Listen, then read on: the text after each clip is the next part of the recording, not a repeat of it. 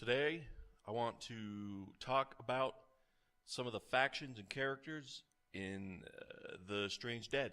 First, two of the rebuilders, soldiers, and civilians working to restore American infrastructure. A stand up comic turned soldier, Andre's dark sense of humor remains intact in the zompocalypse. In fact, it may be one of the few things keeping him sane. Orphaned in her early youth, Claire is a true survivor who now works in a remote rebuilder camp. An attack on the camp forces her to reveal a strange secret ability, one that places her and her friends in jeopardy.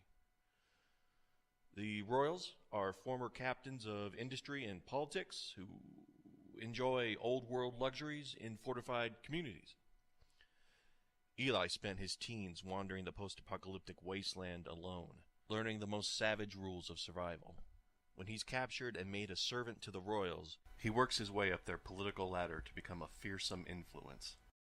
The Maestro provides the most decadent and gruesome entertainment for these ruthless elites. Blending music and live surgery, he reshapes the living dead into works of art before a bloodthirsty audience. The Maestro's mask conceals both his hideous visage and his own dark secret. In addition to these factions, there is also a large religious order which figures into a complex conspiracy, as well as tribes of highway robbers and sinister death cults. Then, of course, there are the dead, transformed by 3D printed organs infected with an experimental nanotech. The dead, slimes, as they are commonly called, spread mayhem and terror across the globe. The Shrike is the stuff of legend. A zombie who has sustained herself for years and is feared even by the other undead.